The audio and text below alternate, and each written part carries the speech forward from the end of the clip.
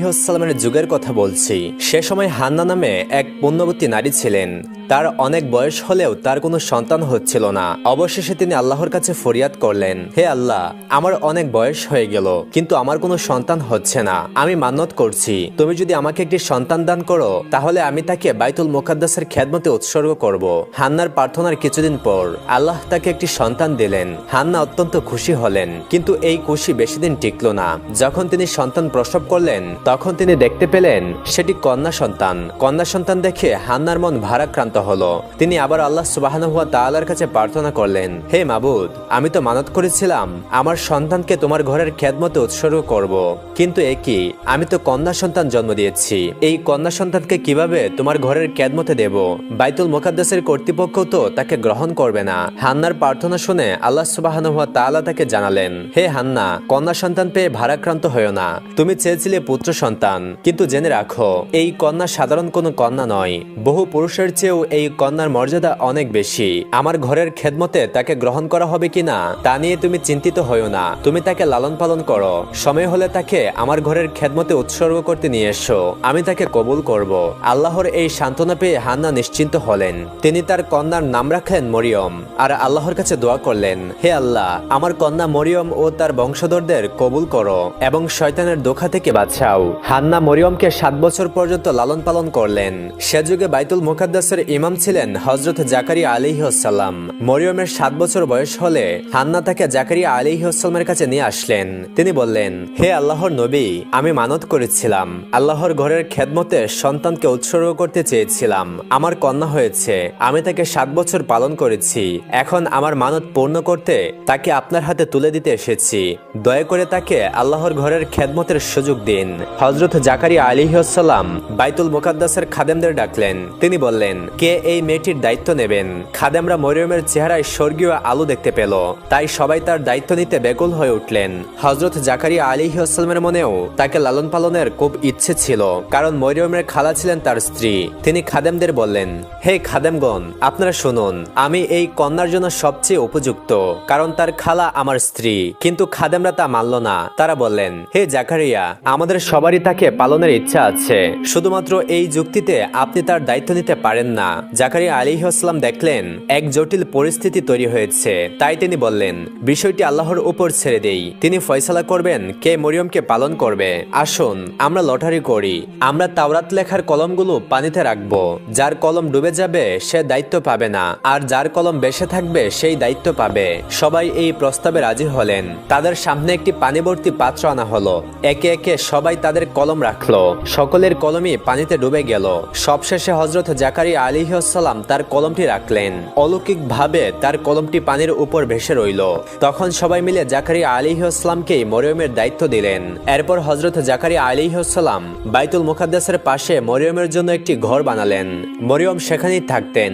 জাকারিয়া আলাইহিস সালাম তার দেখাশোনা করতেন। তিনি যদি কোথাও সফরে যেতেন তাহলে বাইরে থেকে ঘর তালা দিয়ে যেতেন, অন্য কেউ যেন সেই ঘরে প্রবেশ করতে না পারে। একবার জাকারিয়া আলাইহিস সালাম মরিয়মকে ঘরে তালা দিয়ে কোথায় যেন চলে গেলেন। তিনি এক জরুরি কাজে আটকে পড়লেন। এমনকি তিনি মরিয়মের কথা ভুলেই গেলেন। আসলে আল্লাহ সুবহানাহু ওয়া তাআলাই তাকে একটি অলৌকিক ঘটনা ঘটানোর জন্য মরিয়মের কথা তার মন থেকে মুছে দিলেন।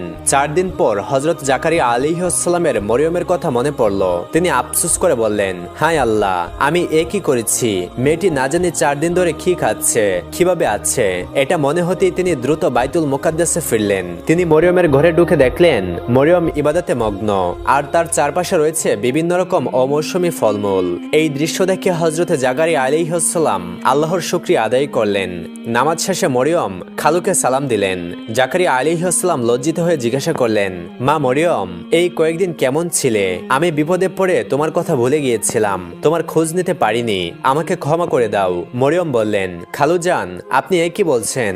আপনি তো সকালেই আমাকে রেখে গিয়েছিলেন, দুপুর না হতেই জিজ্ঞাসা করছেন আমি কয়েকদিন কেমন ছিলাম? আমি তো মাত্র একদিন হলো এখানে আছি। জাকারিয়া আলাইহিস সালাম মরিয়মের কথা শুনে অবাক হলেন। তিনি জিজ্ঞাসা করলেন, মা, এই ফলমূল আর খাবার কোথা থেকে পেলে? মরিয়ম বললেন, যে আল্লাহ আপনাকে আমার কথা বলিয়ে দিয়েছিলেন সেই আল্লাহর পক্ষ থেকেই এই খাবার এসেছে। জাকারিয়া আলাইহিস সালাম বললেন, হে মরিয়ম, তোমার প্রতি আল্লাহর অশেষ নিয়ামত রয়েছে, তুমি আল্লাহর ইবাদত করে যাও। একদিন তিনি তোমাকে এমন সম্মান দেবেন যা দুনিয়ার জন্য দৃষ্টান্ত হবে। এভাবেই হযরত মরিয়ম আলাইহিস সালাম বড় হতে লাগলেন। একসময় তিনি ঋতুবর্তী হলেন। পবিত্র হয়ে গোসল করে যখন তিনি ফিরছিলেন, তখন হঠাৎ তার সামনে এক উজ্জ্বল চেহারার ব্যক্তি এলেন। মরিয়ম তাকে দেখে পাশ কেটে যেতে চাইলেন। লোকটি তার দিকে এগিয়ে এলে তিনি বললেন, হে আল্লাহর বান্দা, আল্লাহকে ভয় করো, তুমি কেন আমার দিকে এগিয়ে আসছো? আসলে এই লোকটি ছিলেন হযরত জিবরাইল আলাইহিস সালাম। তিনি বললেন, হে মরিয়ম, তোমার জন্য আল্লাহর পক্ষ থেকে সুখবর রয়েছে। মরিয়ম জিজ্ঞাসা করলেন, আপনি কে এবং কি সুখবর? জিবরাইল আলাইহিস সালাম বললেন, আমি আল্লাহর ফেরেশতা। আমি তোমাকে আল্লাহর পক্ষ থেকে একটি পুত্র সন্তান উপহার দিতে এসেছি। এই কথা শুনে মরিয়ম আলাইহিস সালাম বললেন, কিভাবে আমার সন্তান হবে? আমি তো বিবাহিত নই এবং আমি পাপীও নই। আজ পর্যন্ত কোনো পুরুষ আমাকে স্পর্শ করেনি। জিবরাইল আলাইহিস সালাম বললেন, তোমার প্রভু বলেছেন এটা তার জন্য সহজ। তিনি এটাকে মানুষের জন্য নিদর্শন ও রহমত বানাতে চান। এই সিদ্ধান্ত আল্লাহ আগেই নিয়ে রেখেছেন। অতঃপর জিবরাইল আলাইহিস সালাম মরিয়মের মুখে ফু দিলেন। তারপর তিনি অদৃশ্য হয়ে গেলেন। মরিয়ম অনুভব করলেন তার শরীরের ওজন বেড়ে গিয়েছে। তিনি অত্যন্ত দুশ্চিন্তাগ্রস্ত হলেন। তিনি সেজদায় পড়ে বলতে লাগলেন, হে আমার প্রভু, তুমি আমাকে এক কঠিন পরীক্ষার দায়িত্ব দিলে। এটা প্রকাশ পেলে আমি সমাজে নিন্দিত হব। তবুও তোমার দায়িত্ব পালনে আমি সম্মত আছি। তবে আর কাউকে এমন কঠিন পরীক্ষায় ফেলো না, এতে অনেকেই ঈমানহারা হবে। হে দয়ার সাগর, আমাকে ধৈর্য ও শক্তি দাও, আমার সকল বিপদ দূর করে দাও। কিছুদিনের মধ্যেই মরিয়মের গর্ভধারণের কথা ছড়িয়ে পড়ল। কিছু লোক এসে তাকে শাসিয়ে বলল, হে মরিয়ম, সত্যি বলো, তোমার সন্তানের পিতাকে? কুমারী হয়ে তুমি কিভাবে গর্ভধারণ করলে? তুমি বলো, কে সেই পুরুষ? আমরা তাকে শাস্তি দেব। মরিয়ম তাদের জবাবে বললেন, আমি কিছুই জানি না, আমি কোনো পাপ করিনি। এসব আল্লাহ রাব্বুল আলামিনের নিদর্শন। তিনি আমাকে এই সন্তান দিয়েছেন। তিনি জানিয়েছেন আমার সন্তান একজন নবী হবেন। এর বেশি আমি কিছুই জানি না। মরিয়ম আলাইহিস সালামের এই কথা শুনে এক যুবক বলে উঠল, ইবাদতের নামে পুরুষের সাথে অপকর্ম করেছো, এখন ধরা পড়ে নানা বাহানা করছো। আসল ঘটনা বলো, কার সাথে কুকর্ম করেছো? তুমি যদি তা না বলো, তবেও আমরা তাকে খুঁজে বের করব। হাজারো লাঞ্ছনা শুনে মরিয়ম আলাইহিস সালাম একটি কথাই বললেন, এই সন্তান আল্লাহর দান, এছাড়া আমি কিছুই জানি না। অবশেষে লোকগুলো বিরক্ত হয়ে ফিরে গেল। মরিয়মের এক খালাতো ভাই ছিল, নাম ইউসুফ। সে মরিয়মকে বিয়ে করতে চাইতো। সে গর্ভধারণের কথা শুনে মরিয়ম আলাইহিস সালামের কাছে এসে বলল, হে মরিয়ম, আমাকে ফাঁকি দিয়ে কার হাত ধরলে তুমি? আমি তোমার জন্য অপেক্ষা করলাম, আর তুমি অন্য কাউকে আপন করলে। আমি তো তোমাকে বিয়েই করতে চেয়েছিলাম, তাহলে কোনো কলঙ্ক হতো না। এখন তুমি সমাজে কলঙ্কিত হলে। মরিয়ম বললেন, ভাই ইউসুফ, বিশ্বাস করো, আল্লাহর কসম, আমি কোনো পাপ করিনি। আল্লাহ এই সন্তান জিবরাইল আলাইহিস সালামের মাধ্যমে দিয়েছেন। আমার সন্তান একজন নবী হবেন। ইউসুফ বলল, এখন আমাকে বোকা বানাচ্ছ?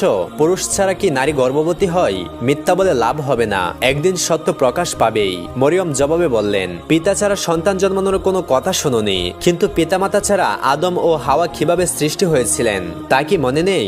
যিনি পিতামাতা ছাড়া মানুষ বানাতে পারেন, তিনি কি পিতা ছাড়া পারেন না? ভাই ইউসুফ, আমার নামে কলঙ্ক ছড়িও না, আল্লাহই আমাকে রক্ষা করবেন। ইউসুফ মরিয়মের কথা শুনে ভয় পেয়ে গেল।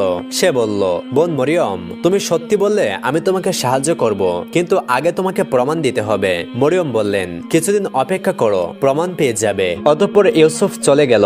মরিয়ম আবার আল্লাহর ধ্যানে মগ্ন হলেন। তিনি করুণ সুরে আবেদন জানালেন, হে দয়ার সাগর, হে দয়াময় প্রভু, তুমি আমার দুর্দিনে পাশে থেকো, আমার উপর অপবাদ দূর করে দাও। আমি এই আঘাত আর সহ্য করতে পারছি না। এই সময় জিবরাইল আলাইহিস সালাম এসে বললেন, হে মরিয়ম, নিরাশ হইও না, আল্লাহ তোমার সাথে আছেন। বিদ্রুপকারীদের কথাই অধৈর্য হইও না, আল্লাহ শীঘ্রই এর জবাব দেবেন। তুমি আল্লাহর ইবাদতে থাকো, তিনিই তোমাকে রক্ষা করবেন। এভাবে মরিয়ম আলাইহিস সালাম কেঁদে কেঁদে 10 মাস 10 দিন পার করলেন। তারপর একদিন তার প্রসব বেদনা শুরু হলো। তিনি ঘর থেকে বেরিয়ে একটা মাঠের দিকে গেলেন। সেই স্থানটির নাম ছিল বাইতুল লাহাম। সেখানে একটি খেজুর গাছের নিচে তিনি বসলেন। তার প্রসব বেদনা তীব্র হলো। এদিকে প্রসবের যন্ত্রণা, অন্যদিকে মানুষের সমালোচনার ভয়। তিনি বেদনায় বলে উঠলেন, হায় আল্লাহ, আমি যদি এর আগেই মরে যেতাম, বিস্তৃত হয়ে যেতাম, তবে কতই না ভালো হতো। এরপর মরিয়ম আলাইহিস সালাম একটা ফুটফুটে পুত্র সন্তানের জন্ম দিলেন। সেখানে তাকে সাহায্য করার মতো কেউ ছিল না। এ সময় আল্লাহর ফেরেশতা হযরত জিবরাইল আলাইহিস সালাম এলেন। তিনি এসে মরিয়ম আলাইহিস সালামের পাশে একটি বেহেশতি ঝর্ণা তৈরি করে দিলেন। তাকে বললেন, মরিয়ম, ঝর্ণার পানি ও গাছের খেজুর খাও। মরিয়ম ইচ্ছা করতেই খেজুর গাছটি তার দিকে ঝুঁকে পড়ল। তিনি নাড়া দিতেই তাজা তাজা খেজুর ঝরে পড়ল। তিনি খেজুর ও পানি পান করে সুস্থ হলেন। অতঃপর জিবরাইল আলাইহিস সালাম বললেন, অপবাদের চিন্তা করো না। লোকেরা কিছু জিজ্ঞাসা করলে ইশারায় বলবে আমি রোজা রেখেছি। তোমার হয়ে তোমার নবজাতক পুত্রই তাদের উত্তর দিয়ে দিবে। ছেলেকে কোলে তুলে নিয়ে মরিয়ম অশেষ তৃপ্তি পেলেন। তিনি ছেলের মুখের দিকে তাকিয়েছিলেন। এমন সময় ছোট্ট ঈসা আলাইহিস সালাম বলে উঠলেন, হে আমার আম্মা জান, আজ আপনাকে অভিনন্দন জানানোর কেউ নেই, তাই আমি আপনাকে প্রথমে সালাম জানাচ্ছি, মোবারকবাদ জানাচ্ছি। আমার সালাম গ্রহণ করুন। মরিয়ম নবজাতকের মুখ থেকে এমন কথা শুনে হতবাক হয়ে গেলেন। তিনি আল্লাহর দরবারে লাখো লাখো শুকরিয়া আদায় করলেন। অতঃপর সন্তানকে কোলে নিয়ে বাইতুল মুকাদ্দাসের